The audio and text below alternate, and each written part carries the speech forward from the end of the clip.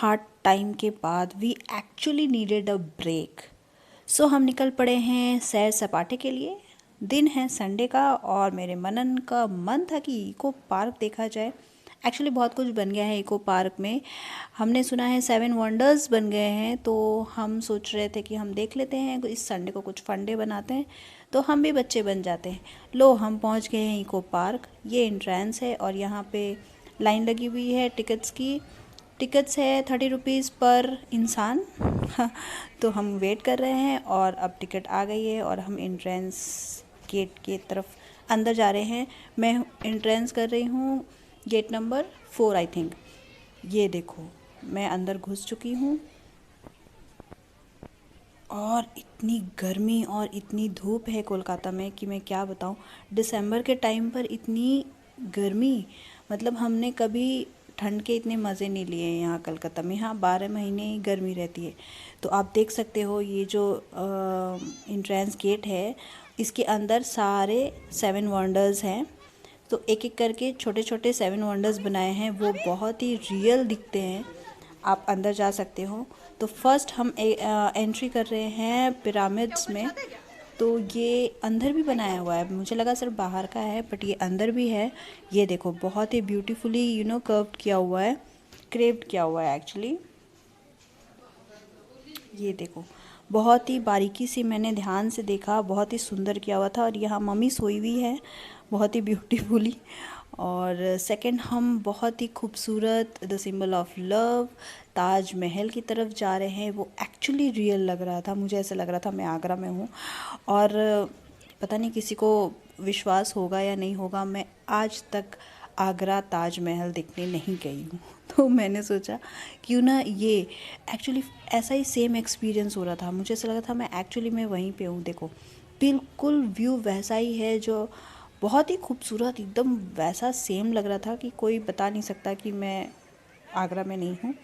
Second is है, ये है कोलोजियम आई थिंक। हाँ, मैं सबके नाम भी मेंशन करूँगी क्योंकि मे बी आई गेस मैं प्रोनाउंसिएशन अलग कर सकती हूँ, हो सकता है। तो यहाँ अंदर जाने के बाद हम कुछ खेल रहे हैं इधर से उधर। और ये देखो मनन खेल रहा है। ये बस ऐसा ही है, सर्कल है अंदर की तरफ। एक्चुअली मेरे दिमाग में यही बात आई कि पता नहीं ये 7 वंडर्स 1 बाय 1 हम कब जाकर देखेंगे। इंडिया से बाहर है, इंडिया के अंदर तक मैंने अभी तक पूरा देखा नहीं है, तो मैंने सोचा इधर से ही काम चला लेते हैं। ऑलमोस्ट आइडिया तो लग ही गया। ये है Christ the Redeemer I guess.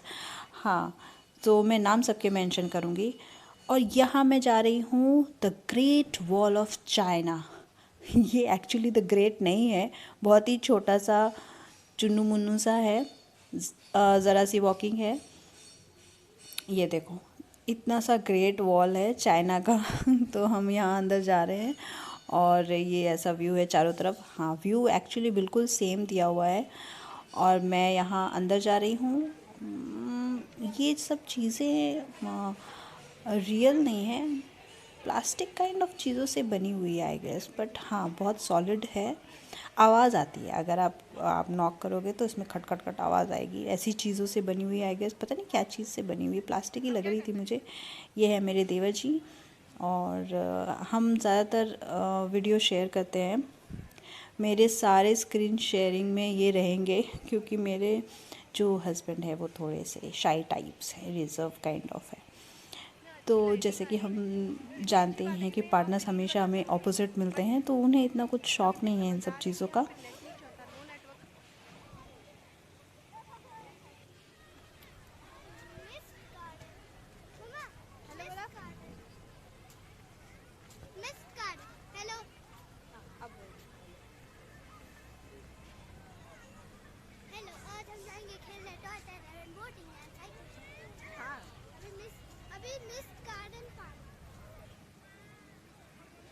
ये है स्टैच्यू, मॉइस स्टैच्यू। हाँ, कुछ ऐसा ही गार्डन है ये।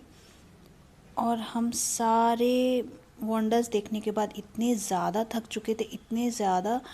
और उसके बाद भी इतनी वॉकिंग, ऑलमोस्ट आधा घंटा मैंने वॉक किया होगा सिर्फ बोटिंग के लिए। हम यहाँ जो जा रहे हैं ये स्ट्रेट जाकर बोटिंग फिर हम थोड़ी देर बैठ गए, वेट कर रहे हैं। चाय का मज़ा लिया हम दोनों ने, और मनन और देवर जी वो टिकट्स ले रहे हैं टॉय ट्रेन की। मनन की बहुत ज़िद थी कि उसे टॉय ट्रेन में बैठना है, तो हम यहाँ वेट कर रहे थे। एक्चुअली मुझे टॉय ट्रेन में बिल्कुल इंटरेस्ट नहीं है।